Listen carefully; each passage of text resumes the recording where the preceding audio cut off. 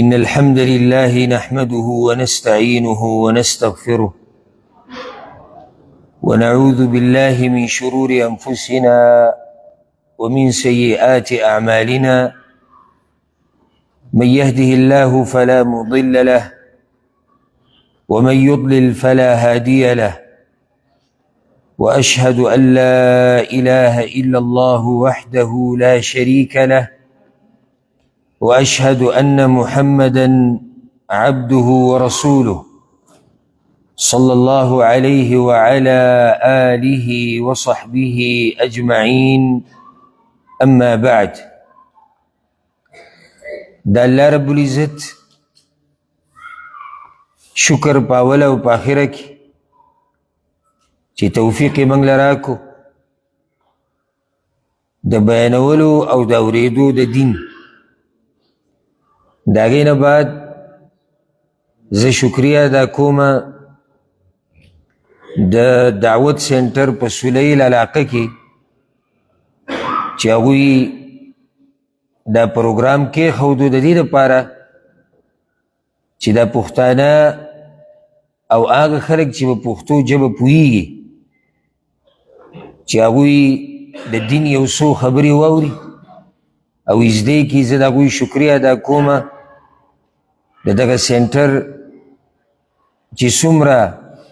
دی کی کار کون کی دی او سمرا بائی کی دعات تی، خصوصاً شیخ محمد عرفان سے چی اگوی ما سر رابطه اکڑا وی دا زمانگا یو ارمان دے تدل تراشی او دا پختانتا نسواوری. اللہ دی ولا دی اجر ورکی او پا دی مختصر وقت کی زما خبری با مختصری لیکن چی ما صوتن زما بیا پا بلزی کی او بیان دے ناغی تبمزان رسول غواری. دا اللہ رب العزت پا دی بندگانو کی بعض بندگان آگا دی چی اللہ رب العزت اگوی تا خاص توفیق ورکڑے دی او دا ہر بندتا نمیلاوی. دا بندگان دا اللہ دا طول یو شان ندی، دو کی فرق دی. بعضو تا اللہ توفیق ورکڑے، توفیق دا نیکو اعمالو، توفیق دا اللہ دا رازی کولو، توفیق دا اوچتو اخلاقو دیسی بسی بیازا. زغوارم چی پا دی وقت کی زا آغا بندگان، آغا خوشبخت بندگان دا اللہ ذکر کم چی اللہ رب العزت والا توفیق ورکڑے دی او دا توفیق گورا دا اللہ پلاس کی دی. من گورا چی کل اذکار وایو کنا دا سحر ما خام اذکار منزن بعد عام اذکارو کم داشتی لا حول ولا قوة الا باللہ، لا حول ولا قوة الا باللہ. کدا دی ترجمت معلومه کی نو مطلب دا دی چی نشتی دا عبادت دا کولو طاقت او نشتی دا گناہ دا پر خودو توفیق مگر آگا چی اللہ راکی، زما اس طاقت نشتی. من چی دا ذکر وایو کن لا حول ولا قوة الا باللہ نوی زما اسم نشتی. دا اللہ عبادت چیز کوما نو دا توفیق او طاقت اللہ را کڑے دی. زچی دا گناہ نزان لری ساتم نو دا توفیق او طاقت مالا اللہ را کڑے دی. نو توفیق طول دا اللہ پلاس کی دی. و تاسو چی دلتا دا ناسی کنو دا بیان ہو رہی او دا ٹیمم ورکڑے دی نو دا گوری خالص توفیق دے دا اللہ رب العزت دا طرفنا. زا آگا بندگان آگا خوشبخت ذکر کول غوارم چی اللہ رب العزت والا توفیق ورکڑے دی او آگا دا اللہ موفق بندی. قرآن کریم کی و سورة ہود کی اللہ رب العزت دا خبر ذکر کردی دا وَمَا تَوْفِيقِي إِلَّا بِاللَّهِ، وَمَا تَوْفِيقِي إِلَّا بِاللَّهِ. کما تا توفیق ملاویگی دیو کار دیو عمل کولو نو باللہ اگر اللہ رب العزت تا طرف نہیں. زم که دی موبایلو پا زیبان دی تاسو دا بیان ووری دا بلا دیر فائده در کی دیرو ملگرو دا موبایلی نویلی دی دا بیان تاسو تا بیا په فیسبوک کې په یوټیوب کې ومیلوي که بیانم مقصدي او که هسې موبایل کې ګوتې وال مقصدي نو هغه بیا جدا خبره خو دې په ځای دا بیان واورئ زه ډېر لرې ځي نه راغلی یم نو غواړم چې تاسو ته هم فایده والی د دې خبرو نه او زه ته هم فایده مند شم فایده ترې والی اوس د الله رب العزت قرآن کې چې سړی سوچ وکړي که نه او بیا د رسول صلی الله علیه وسلم په حدیثونو کې نو په کې ډېرې نښې بیان شوي دي د هغه بندګانو چې الله ورله توفیق ورکړی دی د هغه بندګانو چې الله ورله توفیق ورکړی دی خو دا نښې کمې نښې دي زه به څنګه معلوموم چې دا سړی خوشبخته انسان دی الله ورله توفیق ورکړی دا به څنګه معلوموم حالانکه زمونږ د بعضو عوامو سره د خوشبختۍ نښه څه ده چې یو سړی ډېر مالدار وي مونږ خوشبخته خوش قسمت هغه ته وایو چې یاره دا ستا خو سم مالدار دی مزې وکړي یاره چې ده به ګوره کم دي څه کړي چې د الله خوښ شوي د هر څه وله ورکړي او زمونږ د بعضو په نظر کې بدبخته هغه دی چې هغه غریب وي او په هغه سختي دي او په هغه مسلې دي نه دا قصه ټوله غلطه ده چې څوک یې بیانوي قرآن کې خو الله دا خبره ذکر کړې د سورة المؤمنون کې أيحسبون أنما نمدهم به من مال وبنين نسارع لهم في الخيرات بل لا يشعرون الله وی بعضو خلکو له زه دا زامن او مال چې ورکومه که نه نو دا زما یو امتحاني دی پې راګیرومه دی پې معلومومه بل لا یشعرون خو دوی ته پته نه لګي د مال ډېرېده دا د خوشبختۍ نښه نه ده د بچو ډېرېده دا د خوشبختۍ نښه نه ده د جیداد ډېرېده دا د خوشبختۍ نښه نه ده مال ډېرېده سره د دیندارۍ چې دا سړی د الله په لار کې لګوي او په هغه څه کې لګوي چې الله پرې راضي کېږي او حلال مالي دا د خوشبختۍ نښه ده دغه شان اولاد نیکمله دا د خوشبختۍ نښه ده خو صرف دا چې سړی مالداره دی تنخواه یې ډېره ده پیسې ډېرې ګټي بس دی به خوشبخته نه دا خبره سراسر غلطه ده خوشبخته انسان هغه دی چې الله ورله توفیق ورکړی دا توفیق چې چاته میلاو شوی د دې دا څوک دی او څه نښې دي زه یو څو نښې ذکر کوم ځکه چې وخت موږ سره دومره نشتی چې دا ټولې نښې پکې زه بیان کړم اولنۍ نښه د هغه بندګانو چې الله ورله توفیق ورکړی دی هغه دا چې هغوی خالص د الله بندگی کوي د الله سره په عبادت کې څوک نه شریک کوي دا خبره یاده کړي اولنۍ نښه د خوشبختۍ اولنۍ هغه دا چې الله رب العزت تعالی توفیق درکړي د توحید چې ته خالص بندگی د الله وکړې خالص د الله سره په عبادت کې به نه ولی شریکې نه نبي نه ګټه نه ونه نه تعویز نه بزرگان نه باباگان نه درگاهونه نه دربارونه خالص بندگی و د الله کې سورت الاخلاص چې موږ ته قل هو وایو دا سورت اکثرو مسلمانانو ته بلکې ماشومانانو ته هم یادي دا سورت په څه موضوع باندې دی دا هم دقه توحید باندې دی قل هو الله احد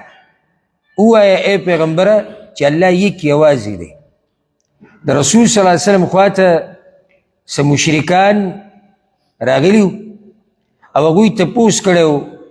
وی ته موږ ته د خپل رب نسب بیان که او موږ ته تعارف وکړه چې الله څوک دی الله رب العزت دا صورت راولیږو او په هغې کې ووایي چې قل هو الله احد ته ووایه پیغمبره چې الله یک یوازې دی نو الله یک یوازې دی دا کم عبادت چې موږ کوو د دې حقدار یوازې الله دی بل څوک داسې نشتی چې د هغه دې پکې برخه نو خالص بندگی به د چا کې د الله به او هم د دې دپاره الله موږ پیدا کړي وګورئ هسې سوچ وکړئ دې خبرې ته دا دومره لوی لوی مخلوقات الله پیدا کړي دي نږدې د اسمانونو ته وګوره د ځمکې ته وګوره د غرونو ته وګوره ستا څه خیال دی چې الله به دا دومره عبادت عفوا الله به دا دومره مخلوقات پیدا کړي او دا یو ناشنا نظام د دنیا روان دی دا محض د دې دپاره چې ما او تا پکې خوراک کو او ودونه او نکاحونه او بچیم راشي او جیدادونه بس دې دپاره دا د الله په شان پورې نه ښایي چې دا دومره مخلوقات صرف دې دپاره پیدا کړي چې موږ ته خوراک کوو. که مسله د خوراک وي دا خو عبث شو بیا موږ بیا خو موږ هسې پالتو پیدا شوي ځکه دغه خوراک دغه څښاک دغه شهوت پوره کول دا خو زناور هم کوي. نو بیا موږ او زناورو کې فرق څه پاتې شو؟ څاروی هم ځان له درک لګوي د خوراک،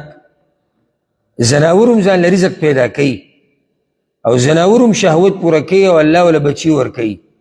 که زمونږ هم دغه ډیوټي شي او دغه کار شي محض صرف دغه، نو بیا په موږ او په هغوی کې فرق نشته. دا دومره لوی کائنات چې الله پیدا کړی دی که نه، دا یې د دې توحید دپاره پیدا کړی دی چې خالص بندګي به د الله کېږي. دا دومره لوی کائنات چې الله پیدا کړی دی که نه، دا یې د دې دپاره پیدا کړی دی چې دا مخلوق خپل رب وپېژني. دا دومره لوی کائنات چې پیدا کړی دی که نه، دا د دې دپاره چې امتحان وشي چې څوک د الله خالص بندګي کوي او څوک یې نه کوي. او ځکه الله قرآن کې وایي وما خلقت الجن والإنس إلا ليعبدون. الله وایي ما نه دي پیدا کړي انسانان او پیریان مګر خپل عبادت دپاره. عبادت نه مراد خالص عبادت د الله کول دي. نو دا بعض خلک وی الله رب العزت دا دنیا پیدا کړې د پیغمبر د مخه او دی پیدا کړې د هغه دپاره، د مخې ته پکې دا خبر راله، دا غلطه مسله ده. که چېرته الله رب العزت دا دنیا د پیغمبر دپاره پیدا کړی وی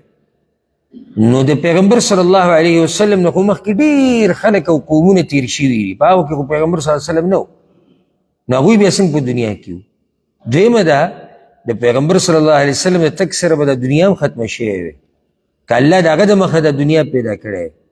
خو الله رب العزت دا دنیا د دې دپاره پیدا کړې ده چې موږ یې بندګي وکړو، موږ یې عبادت وکړو.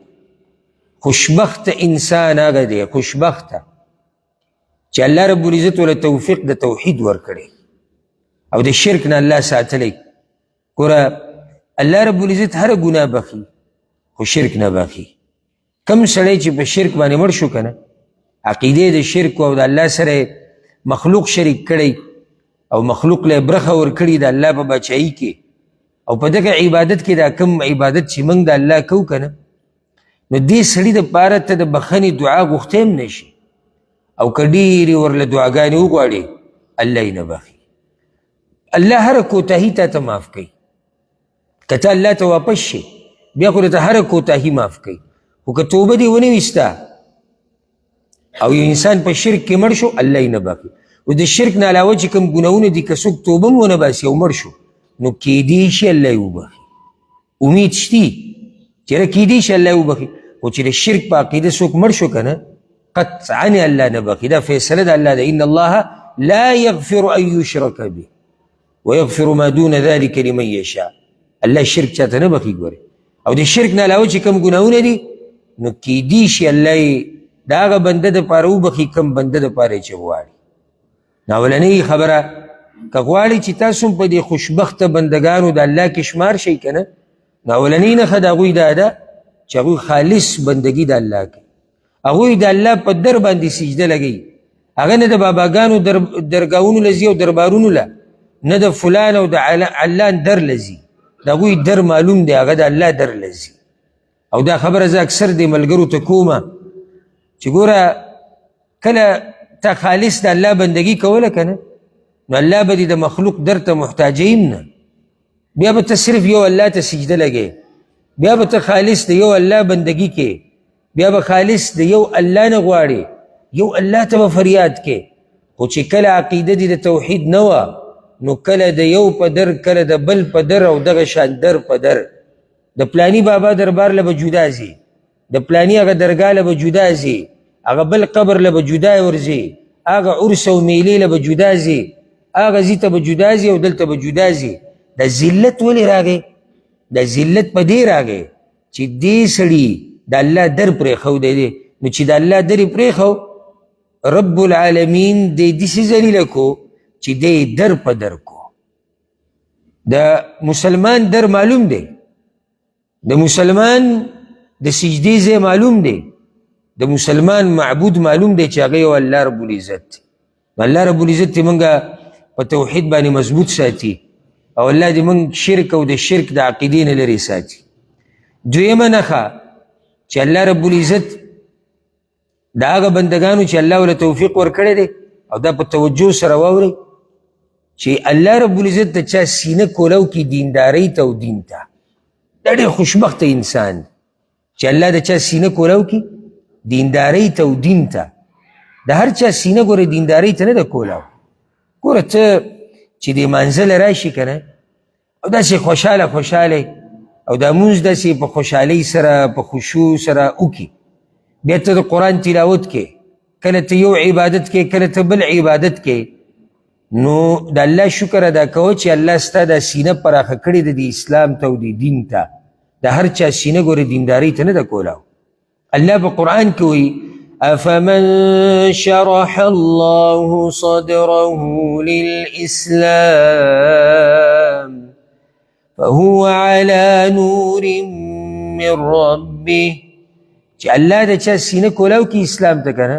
دل الله یو رڼا ورکړې ده دی په هغه رڼا کې روان دی او من كان ميتا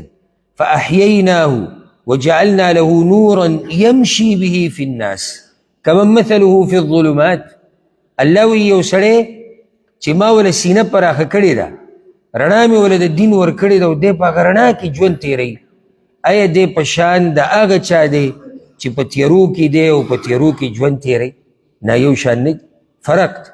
نو که چېرته ستا سینه الله پراخه کړي اسلام ته که نه او دیندارۍ ته او دینداري دله خوند درکوي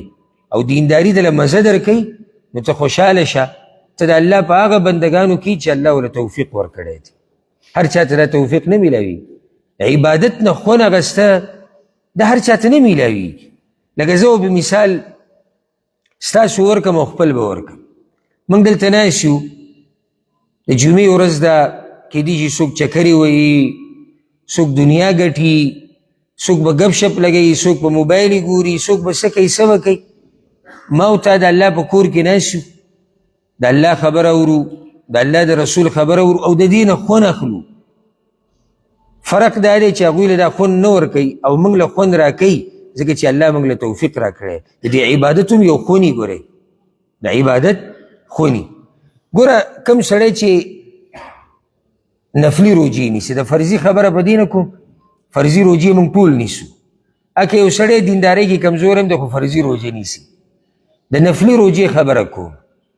یو سړی د نفلي روجې نیولې ده او موسم د ګرمۍ دی موسم د ګرمۍ دی او په ګرمۍ کې په اوړي کې ورځې اوږدې شپې لنډي او دی پکې مزدوري هم کوي دی پکې ځان له 2 روپۍ هم پیدا کوي بیا هم د روجې نیولې ده اخر څه وجه ده چې دا سړی دا دومره سخته برداشت کوي وجه دا ده چې ده په دې عبادت کې خوند موندلی دی په عبادت کې خپل یو خوند دی او مزه ده چې هغه هر چاته نه میلاوي که تاله الله رب العزت دا خوند درکړی که نه که تاله الله رب العزت دا توفیق درکړی نو د الله رب العزت شکر ادا که د الله رب العزت شکر ادا که او څومره شکر چې د الله ادا کې نو هغه کم دی دویمه نښه موږ دا بیان کړه چې الله رب العزت چې کومو بندګانو له توفیق ورکړی د هغه دا نښه ده چې د دوی سینه الله رب العزت دین ته او دیندارۍ ته پراخه کړې ده درېیمه نښه د خوشبختۍ او د دې چې الله ولې توفیق ورکړی دی هغه دا چې هغه سړی به د رسول صلی الله علیه وسلم په نقش قدم روان چاله چې الله توفیق ورکړي که نه هغه د پیغمبر صلی الله علیه وسلم تابعداري کوي او زمونږ دا دین دقه دی د الله منل او د الله د رسول منل ورسره دا یاده که او د هر چا خبره چې د الله د خبرې او د الله د رسول د خبرې سره برابر وه نو موږ یې منو او د چا خبره چې هم د الله او د الله د رسول د خبرې خلاف وه نو موږ یې نه منو اگر که هغه هر څوک که هغه پښتون دی که هغه پنجابی دی او که هغه عربی دی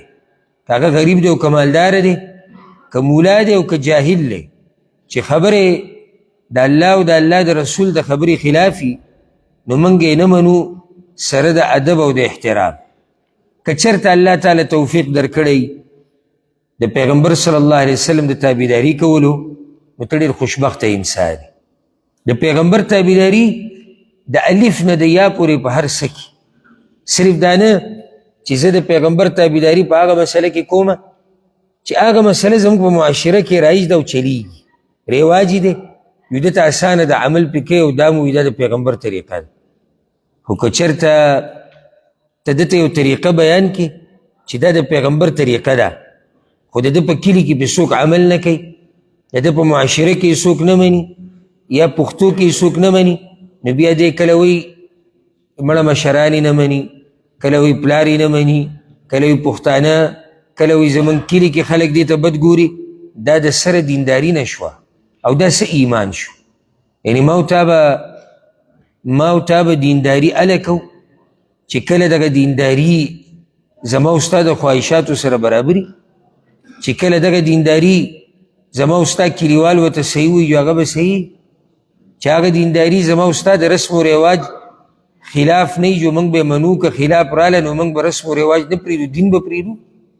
دا د کوم ځای دینداري ده؟ موږ به دینداري کوو او زموږ چې کوم رسم او رواج د دین خلاف راځي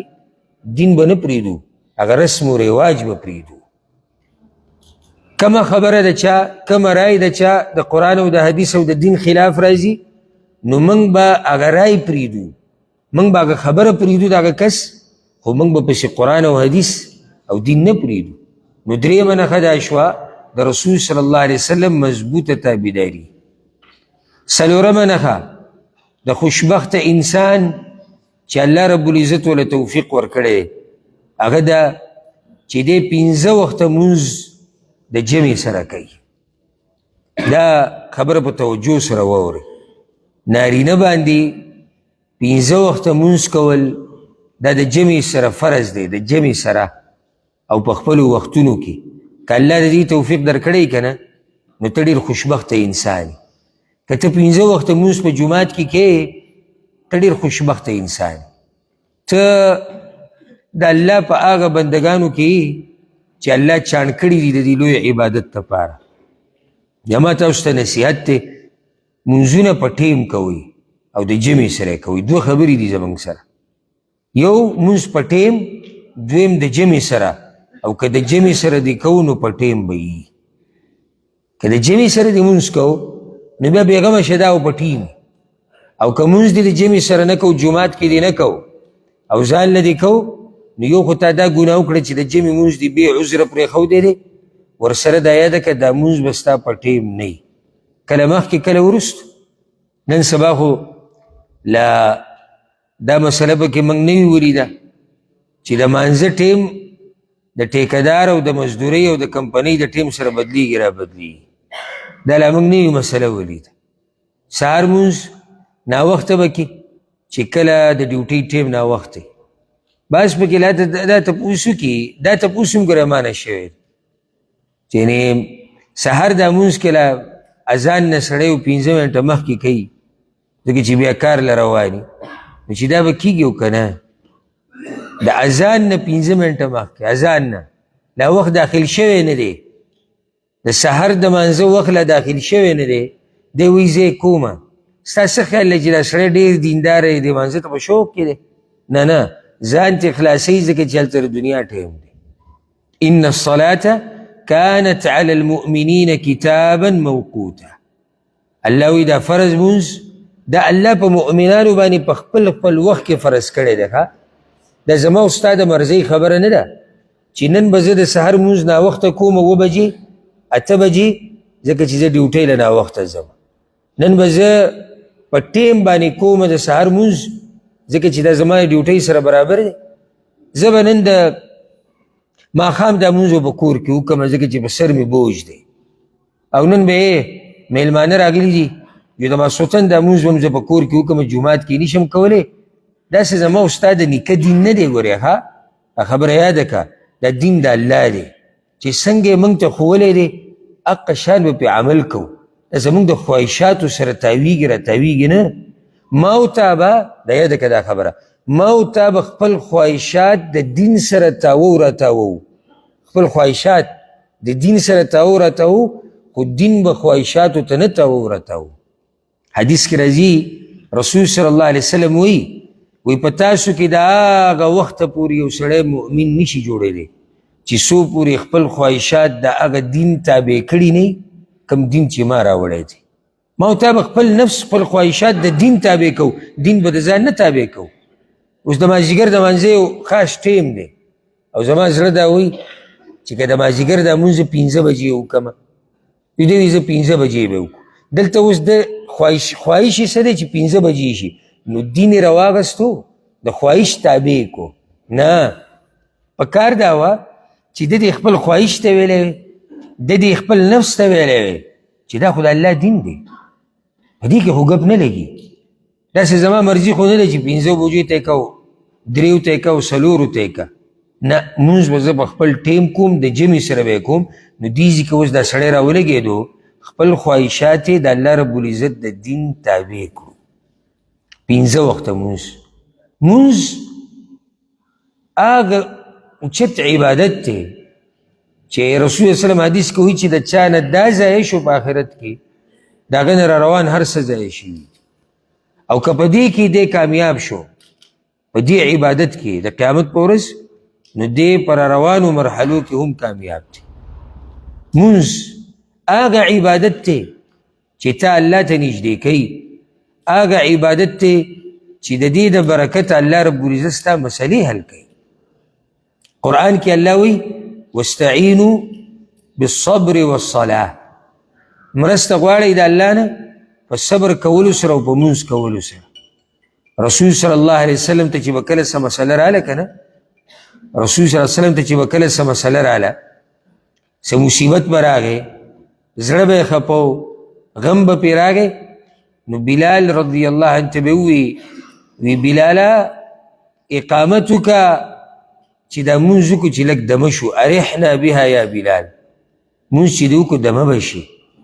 مونځ چې دې وکړو غمونه به دې الله ختم کړي، د مانځه سره به دې الله هر مشکل ختم کړي. عجیبه قصه د بعضو ګرځو په سکون او په راحت پسې او پرېښود یم د هغه ځای چې په کوم ځای کې سکون او راحت میلاویږي، پرېښود یم د هغه عبادت په کوم عبادت سره چې په ژوند کې سکون راځي. که غواړي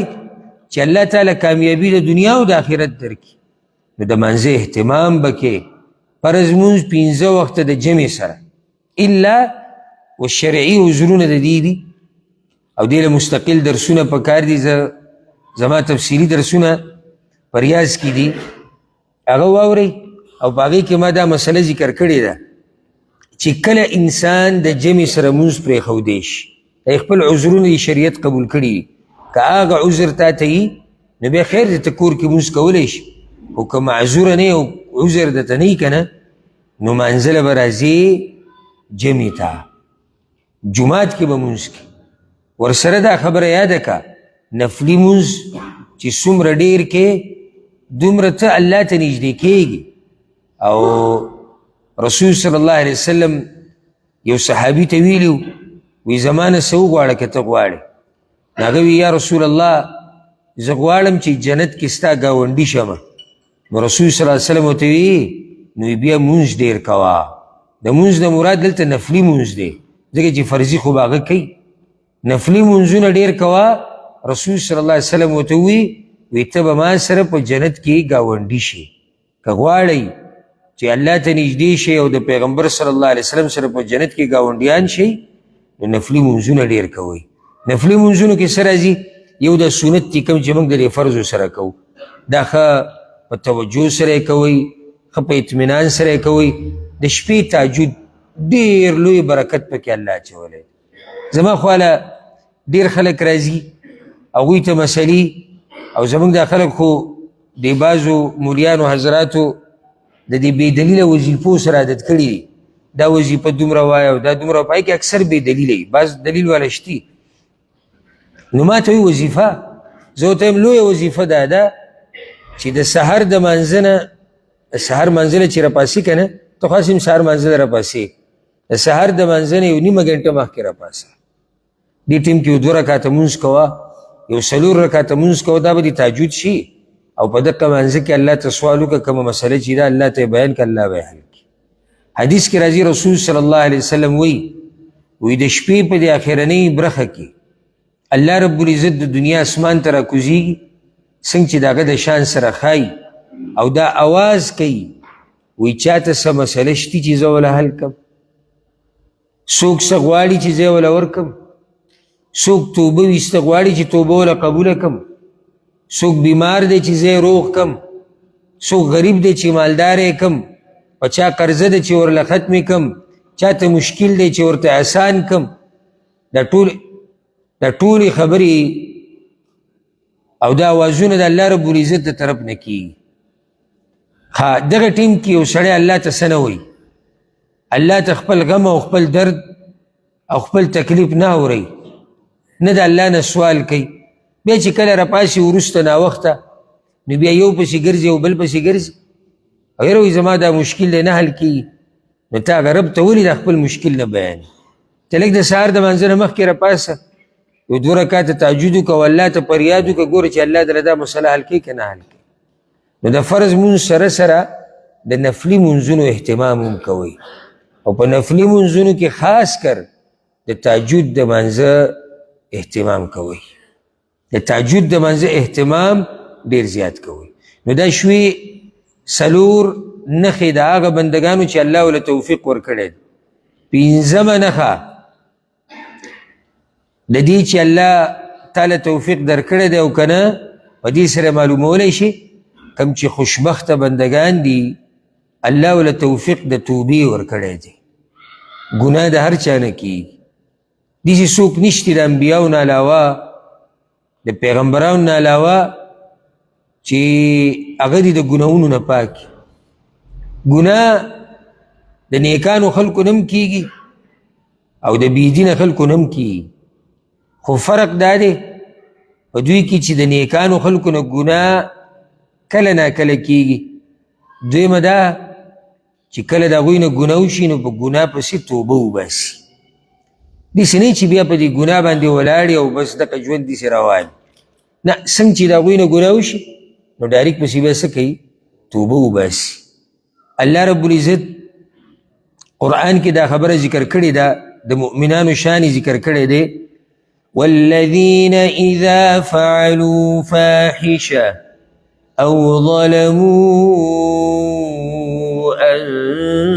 انفسهم. د دوی نه که چېرته ګناه وشي، د ځان سره ظلم وکړي، غلط کار تې وشي، ناروا کار تې وشي، اولنی صفت د نیکانو واوره ذکروا الله، الله ورته رایاد شي. یاره زه درته دا ویم که چېرته دا صفت په موږ کې راغی چې زموږ نه ګناه کېږي یا ګناه کوو او دغه ټیم کې الله موږ ته رایاد شو که نه، نو دا ډېر ګناهونه به موږ پرېښودي او موږ به الله ته واپس شوي. ذکروا الله، الله ورته څنګه رایاد شي؟ لکه اوس یو سړی دی، زه ورله مثال په دې موبایل درکم او په موبایل باندې مثال په دې ورکومه ځکه چې د نن سبا لویه مسله دا ده، خصوصا زموږ د معاشره کې یو سړی دی موبایل ګوري او په موبایل کې هغه څه مخې له رالو چې د هغې کته ناروا دي، صحیح ده، ګناه د نه وشوه، شیطان پې غالبه شو، شهوت پې غالبه شو، د نه دا کار وشو چې څنګه دی دې ګناه کې واقع شو، ذکروا الله، الله ورته رایاد شو. الله ورته داسې رایاد شو چې یاره الله خو معین، الله خو زما اوري، څنګه زه دا ګناه کوم او الله ما ته ګوري، زه د الله نه حیا نه کوم، الله زما اوري، زه د الله نه شرمېږم نه. ذکروا الله، الله ورته رایاد شو. که چېرته په داسې موقعو کې الله تا ته مخامخ وکړه، ځان ته دې مخامخ کړی او الله درته رایادېدو، ډېرو ګناهونو نه به ته پاتې شي او توبه به ترې وباسي، ځکه چې تا ته رب رایاد شو. دا موږ چې دا ګناهونه کوو که نه، سهار ماښام چې موږ د الله په دې نافرمانیانو کې لګېدلي یو که نه، د هغې یوه لویه وجه دا ده چې موږ خپل رب هېر کړی دی. موږ دا خبره هېره کړې ده چې الله معیني. زه به دله یو ښکلی مثال درکم. اوس موږ دلته ناست یو دې درس ته او دې بیان ته، که چېرته دې خبرې ته دې توجه لاړه چې دې ټیم کې الله موږ ویني او الله زموږ اوري، نو ستا به بیا د دې عبادت نه د پاسېدو زړه نه کېږي. اوس وګوره هسې سوچ کوو دې خبرې ته، رب العالمین موږ کمزوري بندگان وس ویني چې دا بندگان راجمع شوي دي، ناست دي زما په کور کې او زما د راضي کولو کوشش کوي، راغلی دي څوک پکې بیماران دي، چاله به خوب ورځي، څوک به ستړی، د چا په ملا به دړي، څوک به په سفر کې، څوک به څه څوک به څه، او راغلي دي ما ته ناست دي. او بیا الله زمونږ خبرې موري، اوري دا چې دا بندگان زما دین بیانوي او دین اوري، سوچ کوه دغه رب به موږ له څه راکوي. حدیث کې دا راځي، ډېر د خوشحالۍ حدیث دی، ډېر. رسول صلی الله علیه وسلم وی کله چې یو قوم راجمع شي داسې لکه څنګه چې تاسو راجمع شوي یې، دا زیری والی د رسول صلی الله علیه وسلم د ژبې نه هغه بیان کړی دی. وی کله چې یو قوم داسې راجمع شي د الله په کور کې او د الله دپاره او د الله د دین دپاره راجمع شي، نو کله چې دا فرشتي او ملائک بره لاړ شي، وی الله ته تپوس وکړي او الله ته معلوم وي، الله ته تپوس وکړي او الله ته معلوم وي. الله ورته وایي، رسول صلی الله علیه وسلم حدیث کې وی الله ورته وایي چې زما دا بندگان د څه دپاره راجمع شوي دي. وی الله تا یادوي، ستا دین یادوي، ستا کتاب یادوي، ستا به پیغمبر درود وایي، او مطلب دا چې د دین دپاره راجمع شي. وی الله ورته وایي چې دوی څه غواړي؟ وی الله دوی جنت غواړي. وی جنت یې لیدلی دی؟ وی نه الله لیدلی خو یې نه دی. هسې وی الله ورته وایي که دا جنت یې لیدلی وی نو بیا به څنګه وی؟ وی الله که لیدلی وی نو دا دوی چې څومره اوس محنت کوي که نه، بیا به د دې نه زیات کولی، ځکه چې هغه نعمت به یې لیدلی وی کوم چې به دوی ته په آخرت کې میلاوي. بیا ورته الله وی دوی یریږي د څه نه؟ وی الله دوی یریږي ستا د جهنم او د عذاب نه. وی الله ورته وی چې دوی دا جهنم لیدلی دی؟ وی الله لیدلی خو یې نه دی. وی هسې که لیدلی وی نو څه حال به وي؟ وی دا ملایک ورته وی چې یا الله که جهنم یې لیدلی وی نو دا دوی چې څومره اوس یریږي د جهنم نه که نه، بیا به د دې نه زیات یریږي. وی الله ورته وی، رسول صلی الله علیه وسلم وی الله ورته وی چې تاسو ګواه شئ دا څومره چې ناست دي دا ټول ما بخښلي دي. په دې ملایکو کې ورته یو وی یا الله فیهم فلان، په دوی کې پلانې هم ناست دی، هغه د دې دین دپاره نه و راغلی، هغه د خپل څه ضرورت دپاره راغلی و. کله داسې کېږي که نه، لکه ته اوس ناست یې دلته او ستا یو انډیوال دی په تا پسې ګرځي، ستا یو خپل په تا پسې ګرځي، ستا یو ملګری په تا پسې ګرځي، چا ورته وایي دی جومات کې ناست دی، علم یې زده کوي، ذکر کوي، الله یادوي، تا پسې دلته راغی، تا ته دغه دروازې سره ډډه لګولې، تا ته ناست دی. نو دی خو په دغه نیت نه دی راغلی، په کوم نیت چې ته راغلی. نو دا ملایک الله ته وایي چې یا الله په دوی کې پلانې ناست دی، هغه ګورې د دې دین دپاره نه دی راغلی، انما جاء لحاجه، هغه د خپل څه حاجت دپاره راغلی. وی الله ورته وایي چې وله قد غفرت، ما هغه هم بخلی دی،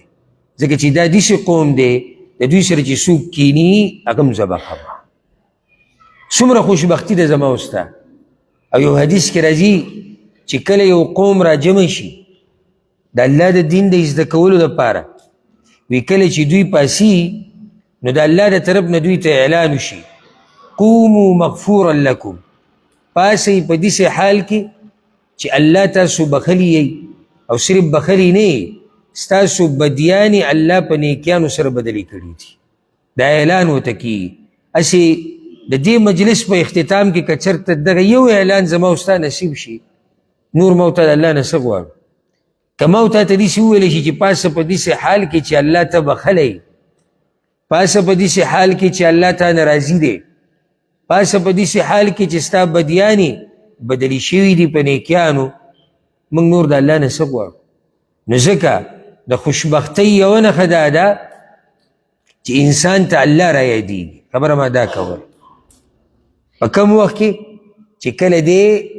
ګناه کوي او دغه ټیم کې ورته څوک را یاد شي؟ الله را یاد شي. نو الله وایي دا نیکانو خلکو نه که چېرته ګناه وشي، ذکروا الله، اول دا چې الله ورته را یاد شي. بیا دویم صفت د دوی څه دی؟ ذکروا الله فاستغفروا لذنوبهم، بیا بخنه وغواړي د الله نه او توبه وباسي. دا هغه نیکان خلک دي چې ما تاسو ته ذکر کول چې د نیکانو نه هم ګناه کېږي خو یو خو د هغوی نه کله نه کله کېږي دویمه دا چې الله ورته رایاد شي درېیمه دا چې توبه وباسي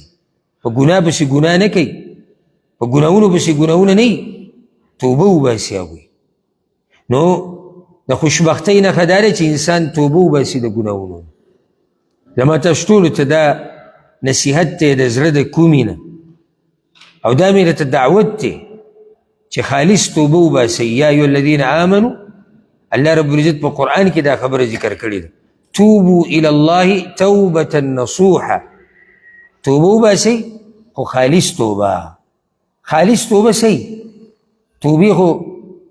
کله موږ په دې خبرو کې هسې عادتي م وایو زما دې توبه دا توبه نه ده مراد توبه چې د زړه نه وي هغه توبه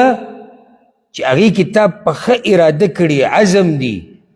چې د نن نه بعد به زه دې ګناه ته بیا نه راواپس کېږم دا توبه هغه توبه که را روان ژوند کې تا ته چېرته هم دا ګناه رایادې شي که نه چې تا یو داسې کار کړی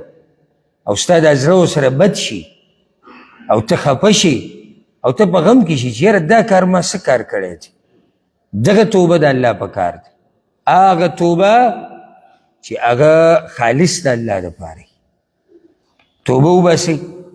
یو نوی ژوند شروع کوي هغه څه چې شوي دی هغه شوي دی او رب مهربانه دی د الله رحم دی د توبې دروازه کولاو ده حدیث کې راځي سبحان الله رسول صلی الله علیه وسلم وایي الله د بنده په دې توبه ویستو دومره خوشحالیږي دا د الله مهرباني ده که موږ ته الله ته واپس شو هسې او توبه وباسو دې کې فایده زموږ ده که د الله ده تاسو څه وایئ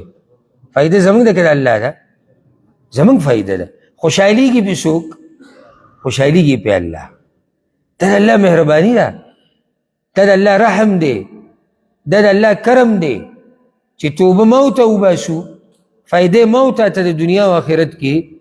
او خوشحالیږي پې رب العزت نو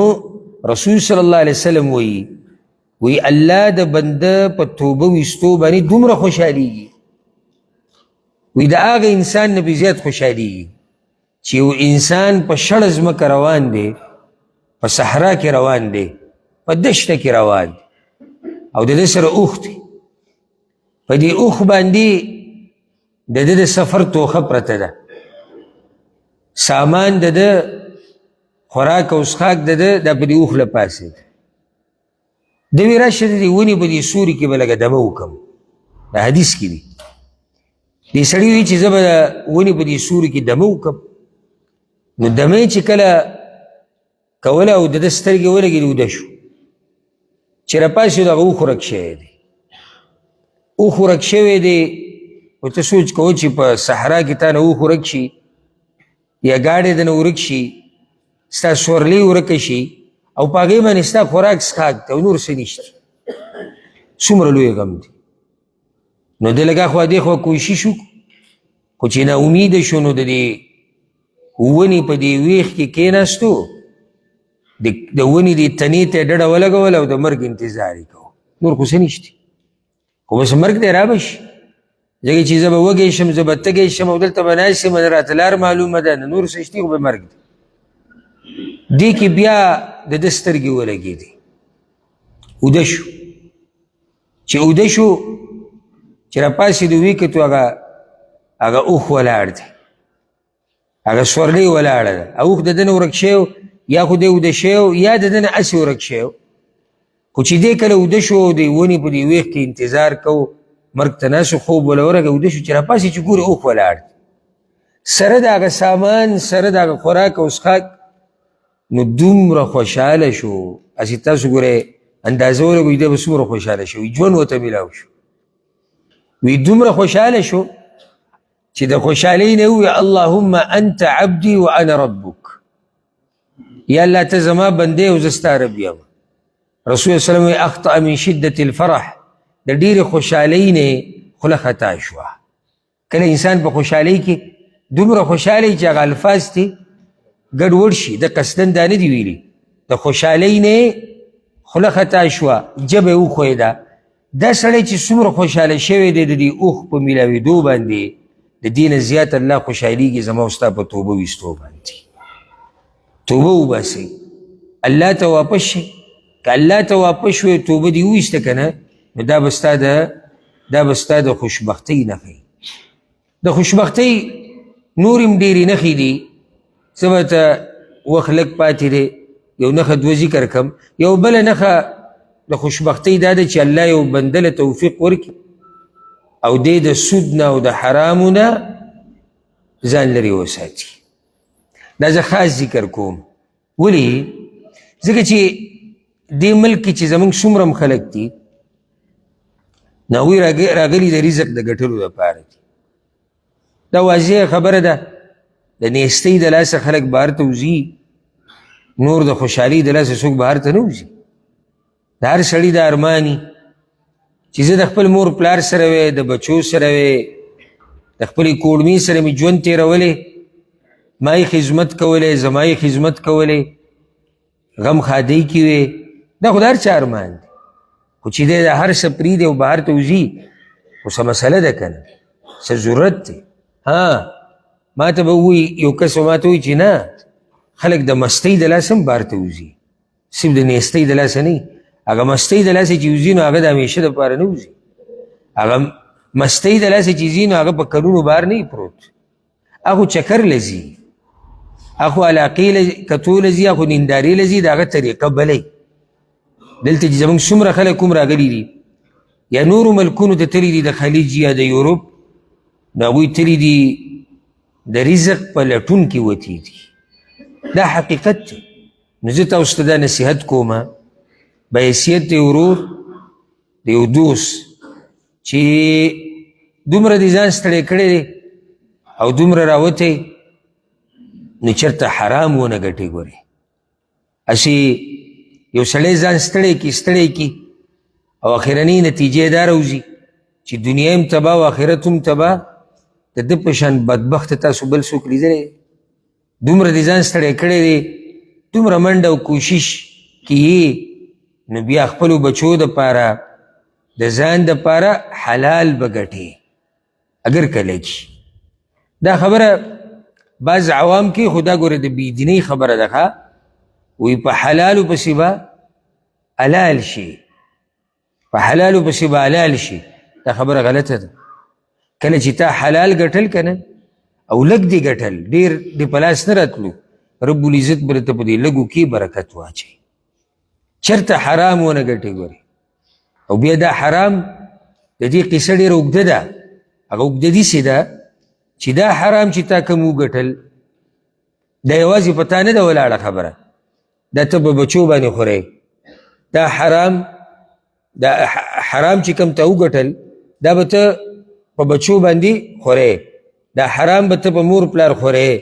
دا حرام به ته په ملګرو خورې په خپله یې خورې د بچو په وینه کې حرام تاویږي څنګه په دې باندې ته بچو له رزق الی که نه او دی چې څه وخوري او څه وڅکي د هغې نه وینه جوړېږي ولې خپل بچي هغوی په حرامو عادت کې ډېر خلک راشي موږ ته دا وایي بچي بېدینه دي بچي زما بد عمله دي بچي زما خبره نه اوري کشران زما تابعداري نه کوي یوه وجه د هغې دا ده وجې نور هم ډېرې دي خو یوه پکې دا ده که چېرته حرام دی په کشرانو خورولی که نه نو بیا فریاد مه کوه دا ګناه ستا وه نو پیسې خیر دې لږې وګټئ خو څه وګټئ حلالې وګټئ او د حرامو نن سبا ډېرې طریقې راوتې دي ډېرې زیاتې طریقې دي د حرام ما سره وخت نشته چې زه هغه ذکر کړم خو زما دا نور درسونه چې کوم زه ریاض کې کومه هغه اورئ په توجه سره ما پکې ځای په ځای ذکر کړي دي مستقل په دې باندې درسونه هم شوي دي الحمدلله په دې بیانونه هم شوي دي نو د حرامو نه د سود نه نن سبا دا سود دا هم عام شوی دی د انډرپلیانې دا هم عامې شوي دي د دې نه ځان لرې ساتئ دغه شان د نشو تماشو نه ځان لرې ساتئ دغه شان د فحاشیانو نه ځان لرې ساتئ موږ راغلي دلته مسافري کوو او چې په دې مسافرۍ کې به یو سړی راولګي په حرامو کې اخته شي په فحاشۍ کې اخته شي رب العالمین د ده د مال نه برکت والي د ده د ژوند نه برکت والي د ده د وخت نه برکت والي ځان لرې ساتئ د فحاشیانو نه، ځان لرې ساتئ د حرامو نه، د الله د نافرمانۍ نه. اسلام تا د مزدورۍ نه منع کوي، بلکې اسلام خو دا وایي چې مزدوري کوه ځان له رزق ګټه، خو اسلام تا ته دا وایي چې د شریعت په حدودو کې دننه ګټه، د شریعت په حدودو کې دننه کوه، خپل مونځ اودس کوه، خپل مونځ اودس کوه، او خپل اذکار، خپل مزدوري، خپل ځي ته واپس راځه، او ښه د حیا او د عزت ژوند تېروه، او داسې څه مه کوه چې یا پې ګناهګارېږي، او داسې څه مه کوه چې ستا ملک، ستا قوم، ستا خلک